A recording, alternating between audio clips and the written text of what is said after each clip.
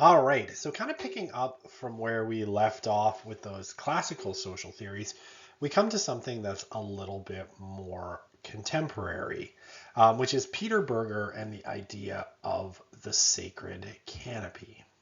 Okay, so kind of in the lecture, I'm going to go through it and kind of explain, the sacred canopy in kind of very general terms. But one thing to kind of keep in mind here with regards to the sacred canopy, and as it has to do with talking about youth and religion, is this idea, and I kind of mentioned it, in the previous lecture, that in the past, everybody kind of shared a worldview, right? Like within a society, right? Different societies often had different worldviews, right? You had Christianity in kind of Europe, you had Islam in North Africa, the Middle East, and Central Asia, and Indo-Pacific. Hinduism in India, Buddhism and Confucianism in China, right? There were these different worldviews. But within those societies were relatively unified, right? The Roman Catholic West was Roman Catholic. It all kind of shared a particular view. The eastern part of Europe had Eastern Orthodox Christianity, and they had a relatively kind of consistent point of view about how the world was. The Middle East and North Africa, it was Islam, uh, and so on and so forth. And the Sacred Canopy said, like, this is how societies operate, right? They operate under these kinds of ideological shelters, right? That makes the world make sense. And I'll explain all that through the lecture. As we get into modernity, according to Berger, this all sort of starts to break down, right? Science kind of punches holes in this canopy that explains the universe. And, when we get into kind of the later part of modernity, which is really where we are today,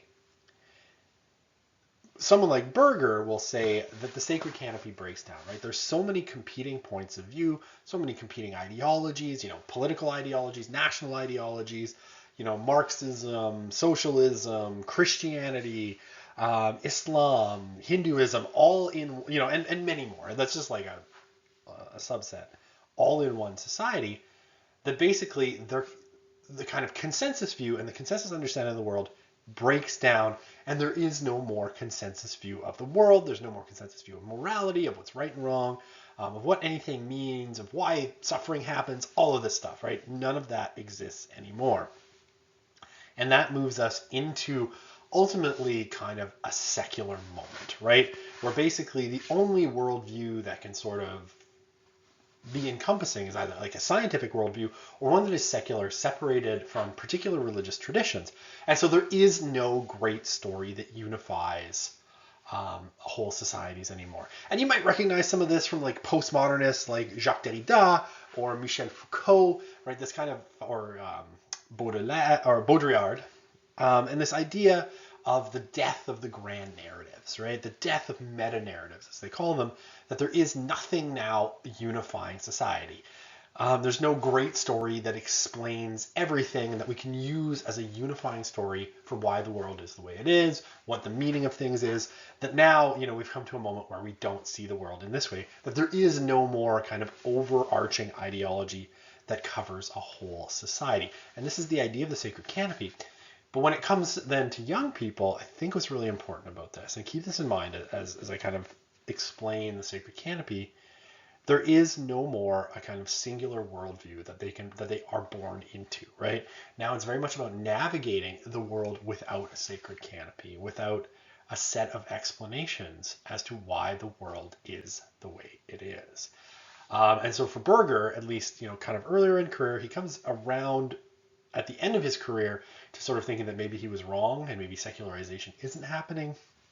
But certainly when he wrote the Sacred Canopy, he thought that the demise of the Sacred Canopy ultimately meant that, say, religion would disappear altogether, right? Without this kind of unified ideology where everyone in the society sort of believes the same thing, that religion would eventually just evaporate. And that basically we'd be left in a world without a sort of grand story that's unifying, that shields people, psychologically anyway, from the notion that, fundamentally there is nothing out there, that there is no meaning to anything. And so for young people, right, they're, when we talk about millennials and Gen Z and the way that they are, and we'll talk about this when we describe their characteristics, very much kind of late modern or postmodern in their worldviews, um, they don't see a unifying story as being possible anymore. They're very much kind of individually building worldviews, and so they're kind of moving in this direction of the secularization that Berger describes. So, all right, let's go in. Let's talk a little bit about sacred canopy, and we will go from there. So Peter Berger, who was he? One of the most influential sociologists of the 20th century, comes up with a bunch of theories in the social construction of reality, and this is his major field of study. He's also a major figure in the sociology of religion, where he authors what ends up being called the sacred canopy theory. And he's a big proponent for most of his career, right up until the end of the 1990s, of what's called secularization theory, which we'll talk about in an upcoming lecture. So Berger is the originator of a sociological theory called the social construction of reality. And this is a pretty simple kind of idea at the end of the day. Basically, it just kind of says that humans and their social world are kind of mutually shaping, right? That they're constantly sort of affecting each other, right? So society is produced by humans, right? Basically, for Berger and for most sociologists, right? Society didn't come out of nowhere. Society isn't just something that is pre-existing people. Basically, it is something that is, shaped by people and is constantly being reshaped and tweaked by people. That said, human beings too don't fall into, societies as these, completely blank objects. Humans are shaped by the societies that they live in, right? Ultimately, people are different at different points in history because they lived in different societies that shape their experiences and their understandings of the world. And this moves for Berger in a back and forth relationship, right? As society changes, it changes the people within it, and these changed people then have different demands, which changes society, and on, right? In this dialectical movement of thesis, antithesis, and synthesis. So it's both, society is both a product of human inventiveness and human kind of need, and it shapes humans' experiences and understandings in this kind of back and forth way. Okay, so for Berger, ultimately, human beings live in a world of our own making, right? And are shaped by the very world that they ultimately create. And he includes religion in this, right? Religion is not something that drops out of heaven. It is a social creation that's made by people. And it is something that helps people make sense of the world. Now, one of the things that Berger, is pretty clear about is that for the most part, most people, he thinks, are not terribly interested in questions of transcendence or the existential most of the time, right? Things outside of this world or the spirit world or the afterlife are generally not things that people are powerfully interested in most of the time. But what he'll say is that occasionally the ordinary gets ruptured. That something kind of impinges on people's consciousness that makes them think about, the possibility of transcendence, of something beyond this world. So he'll say, things like dreams or nightmares that are remembered or and affect you while you're waking. And this is, particularly true. This was true in the Middle Ages. If you look at African culture or Islamic culture in particular, dreams are seen as extremely important and often messages from the divine, right? Powerful experiences too, like sitting in nature, can provoke deep existential questions, right? So I remember having a conversation with a student the first time that I taught sociology of religion.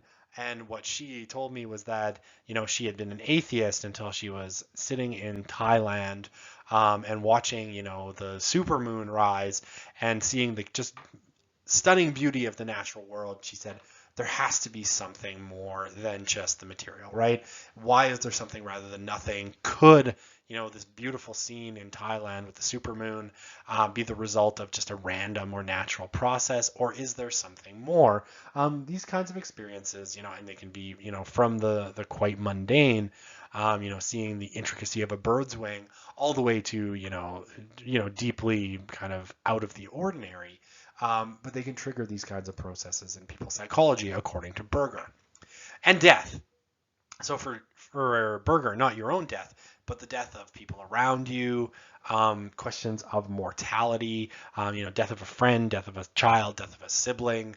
All of these things break up the kind of business as usual mentality that people have. Why? Because, basically, facing death and the end of existence, people tend to start to ask different sorts of questions. So for Berger, one of the key ways that humans kind of make their world meaningful, how they come to understand the world, is through the creation of what he calls symbolic universes. And basically, a symbolic universe is just a grand totalizing narrative, right? A story that basically is supposed to explain why the world is the way it is. And this can be a whole bunch of things, right? It can be a religious grand narrative like Christianity or Islam or Buddhism or Hinduism, Judaism. It can be a political ideology, something like Marxism or conservatism, potentially, liberalism, these sorts of things, Nazism, National Socialism. These could be political kind of totalizing narratives.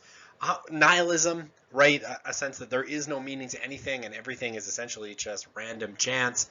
All of these things could be kind of grand totalizing narratives.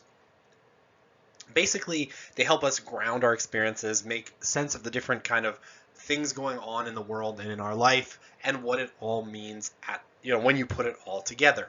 Now, for Berger, religion is unique in these, ultimately because it links the here and now to eternity, right? To the transcendent, to something outside of this particular world. And it puts human events in a kind of cosmic frame of reference, right? So if we think about Christianity here, one of the things that Christianity, basically puts all events in the context of a certain narrative, right? The world is the way it is because of sin, because of the fall, because of the fact that the world has gone wrong in rebellion against God. And Islam has its own version of this, as does Judaism, as does Buddhism and Hinduism, right? Why the world is the way it is, and how it's all linked to some kind of transcendent explanation, right? And in a sense, what's going to happen at the end of the day, right? What's called eschatology in Christianity, the idea of like what happens at the end of time.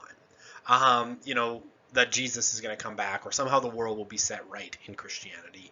And this is what religion does for Berger in terms of a symbolic universe. So it has this extra element because it's linked to a bunch of other kind of narratives and a broader narrative than, say, something like Marxism or nihilism has. So what Berger does at the end of the day is he calls this kind of system that religion sets up, the way that it sort of frames all of time and space, the whole of the cosmos, within a kind of meaningful framework. He calls this a sacred canopy, right? And basically think of a sacred canopy as, the world is chaotic, events often seem like they're going out of control, like, everything's precarious, everything's transitory, everything's in chaos all the time. But what religion can do is sort of protect people psychologically from those disturbances by creating a sort of roof over their head, metaphorically, right? A roof over their head kind of within the system of ideas. Basically saying that everything that's happening, every kind of disparate event that's going on, all of this chaos that's going on around us, is all part of the kind of grand narrative that this religion is telling, right? Everything is encompassed under the story of this religion, under the way that it frames up reality. He calls this the sacred canopy, right? Because it is like, if you didn't have this, essentially for Berger, the universe is too chaotic for people to tolerate, right? Berger's not one who sees nihilism as a tolerable kind of frame of mind, because it offers no meaning. It offers no way for humans to make sense of really the vicissitudes of the world, and the way that the world is constantly sort of putting people in situations that are really difficult to deal with. So basically, the sacred canopy links all time and space and eternity together in a coherent kind of system that gives it meaning, and that gives every moment, every tragedy, every life event a certain meaning within that framework. And really, this makes reality more intelligible, right? It makes everything understandable within that religious framework, right? And I mean, this can be, if we're being really pithy and really kind of off the cuff, you'll often hear, religious people say that everything or even quasi-religious people say that everything happens for a reason, right? That, or God is in control, Jesus take the wheel, this kind of a thing. I'm being a little snippy there. I apologize, but there is this sense um, within a religious framework that all of this actually makes sense, even if we can't see how it particularly makes sense. So basically, the sacred canopy, religion offers, an all-encompassing framework that covers every aspect of life and protects the believer psychologically, or the society that is religious, from, the intrusions that come from outside, by making them intelligible and making it all seem like it's part of some greater purpose. And this for Berger fundamentally is different than other systems like Marxism or nihilism or atheism or agnosticism, or whatever it happens to be, because the only way to make everything intelligible, in a sense, is to put it all within that framework of the sacred, according to Berger. So, again, Berger sees religion as part of the social construction of reality that humans have made for themselves, right? It is a social construction, right? There's no givenness in nature of religion, or in human nature at all. So it's made by humans, and it affects human behavior, right? So being born into a particular religious system or being enculturated into a particular religious system will have effects on human behavior. Now, Berger, he is a Christian, and he is a kind of a Lutheran theologian. So he's not suggesting that the object of religion, God or the gods or whatever it happens to be, are human constructions. He sort of, like a good sociologist, remains relatively neutral about this. He actually doesn't wade into that water, and he shouldn't, because this is not fundamentally a question that the tools of sociology are able to answer at all. But what he says is that all of the institutions, organizations, theologies, all the stuff that's in religion, are basically human divided ways of basically acting as though there is a God, of socially enacting the existence of God or the gods, right? So whether it is, animal sacrifice in late antiquity, or it is going to mass, in Edmonton in 2021, at the end of the day, all of this is an inaction and a way of, basically creating the social world or the social reality of religion, of interacting with God through human institutions. There's dialectical changes, right? So Berger is a little bit friendlier on, say, Max Weber's thesis of the Protestant ethic and the spirit of capitalism than, say, Rodney Stark will be. But basically, he'll say, like, if religion changes, right, and he'll be pointing here particularly to things like the Protestant Reformation, or, the transition of the Roman Empire from paganism to Christianity in kind of the early to middle part of the 4th century CE. You'll see societies transform as their religion changes, right? Because it's part of that social construction of reality. If you have a big change in the religious system, inevitably you're going to have a big change in the social system as well. Okay, and one of the things that Berger will stress is that basically from, about, we can date it about 325 CE, when Emperor Constantine, makes Christianity a tolerated religion, and then a few years later when he makes Christianity the official religion of the Roman Empire, to somewhere around, the middle to beginning part of the 18th century, the 1700s, Christianity was the West's sacred canopy. But for Berger, we start to see the breakdown of the sacred canopy of Christianity beginning in the Renaissance, but really picking up steam in the Enlightenment, although some people would argue that it's much earlier than that. As early as the 14th century, we start to see cracks in Christianity as the West's sacred canopy, but that this breaks down entirely by the 1960s, right? That essentially the whole system falls apart by the 1960s, that, there's no longer a unified religious system that binds the West together. And fundamentally, like, this is the end of what's sometimes called Christendom, the move away by Western society, starting in Europe and then to a lesser extent in the United States, away from Christianity as that grand unifying narrative. So Berger, for most of his life, was an advocate of what's called the secularization thesis. Basically the idea that societies are becoming more secular over time, and that religion ultimately would be something that, under the onslaught of modernity, would disappear almost entirely. So Berger is famous for saying that, by the 21st century, that religious believers the few of them that remained would be huddled together somewhere in, isolated parts of the world, basically trying to keep their religions alive under the onslaught of modernity. But that basically religion and modernity were incompatible, and religion is doomed.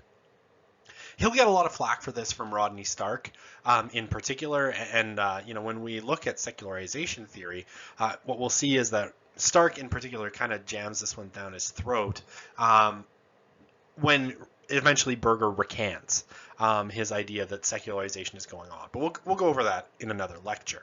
So secularization here basically has two elements, according to Berger. The objective element, which is basically, religious institutions and symbols start to play less and less of an active role in society. So if you look at the slide that I've got here, right, on the one side I've got, people wearing overt religious symbols versus, on the other side, people not wearing them anymore, right? The yarmulke is gone, the hijab is gone, or the headscarf is gone, and the turban for the Sikh man is gone. And this is sort of what Berger has in mind, right? That religious institutions, right, will play less and less of a role in life, the church, and religious institutions like church-run schools and hospitals. And then symbols will just be less important. And then there's the subjective aspect of secularization, which is the secularization of consciousness. And here, what Berger is basically getting at is that in the West, most people don't interpret their lives through a religious lens. If you get sick, you don't think that a demon has done it or that God is punishing you, for the most part, right? Most people accept a sort of naturalistic view of the world on the whole. So people don't tend to interpret their lives explicitly through a religious lens. Why has secularization come, according to Berger? Well, he thinks there's a bunch of possible reasons that sort of build on each other. The first one he thinks is the rise of scientific rationalism, right? Basically, as science and sort of materialistic rationalism that comes to us through the Enlightenment becomes more and more important, what you get is essentially, a different worldview, a change in the way of understanding the world that depends less on religion for explanations and more on science. Urbanization probably plays a role, right? Once you move people out of the kind of cohesive, relatively ethnically uniform and religiously uniform villages of the medieval era and a little bit later than that, what you get is a kind of breakdown, right? Society breaks down, people become more individualistic, and there's less kind of chance that everybody's going to believe the same things that you do. And so the kind of sacred canopy gets a bunch of holes in it, right? That basically, with not everybody believing the same things you do, which is pluralism, which is that next point, you basically get the problem that, at the end of the day, you more or less have more ideas kind of floating around, which means that the kind of religious worldview breaks down, right? Religion, Berger thinks, and this is kind of key part of his thinking, works well in kind of uniform situations. In pluralism, it tends to start to break down. And for Berger, the roots of secularization to an extent actually are found in Christianity.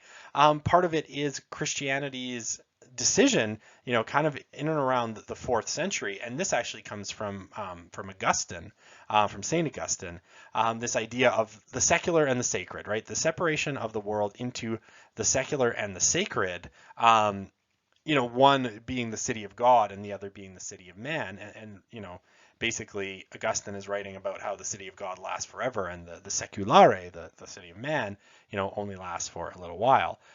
The breakdown, though, of the seculare and the sacred, splitting them apart, Berger thinks kind of sets the ground for secularization in the West, right?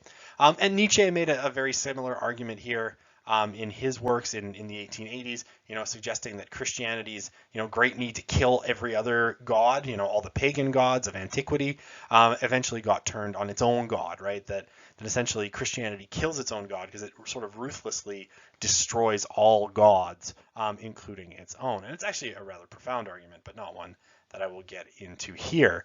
And so what he contends is, with more options, more ideologies, more pluralism, religions have to sell harder, and they have a harder kind of road to hoe to get believers. And he thinks that basically what ends up happening is, once you get this split between the sacred and the secular, religion becomes more of an individual and a private concern, but it can only last so long in that space before it eventually just fades away altogether.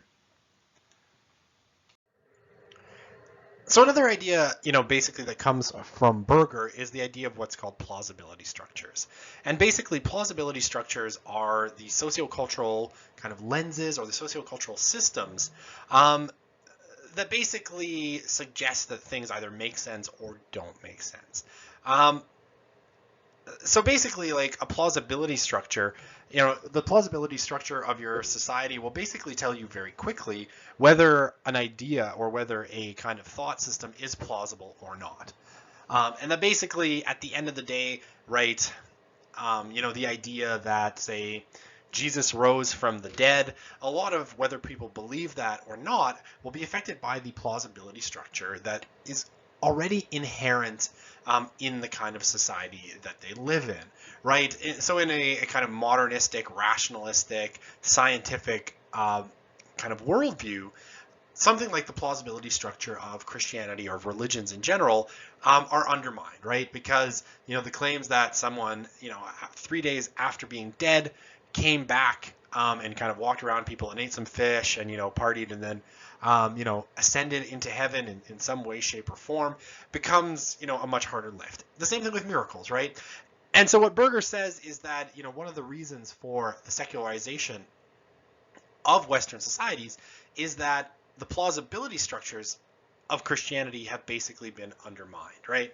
That at the end of the day, science, with all of its successes and all of its, amazing achievements, has a better kind of claim to its worldview being plausible than, say, Christianity does, or modernity, I guess, rather than perhaps science. Modernity, with scientific rationalism, and materialism at its kind of core understanding of the world seems more plausible than say Christianity and its view of a sort of enchanted cosmos, a cosmos with gods and demons and all of these sorts of things. And so for Berger, basically modernity undermines every kind of religious system at the end of the day and undermines their plausibility, right? So that, when you're presented with the ideas of Christianity as, a person living in the 20th or 21st centuries, those ideas inherently seem less plausible than they would have in the past, where, say, a lot of the ideas of, the idea that there were spirits was inherently plausible or widely accepted. So modernity, he thinks, undermines this fundamentally, which he thinks ultimately is the death knell for religion.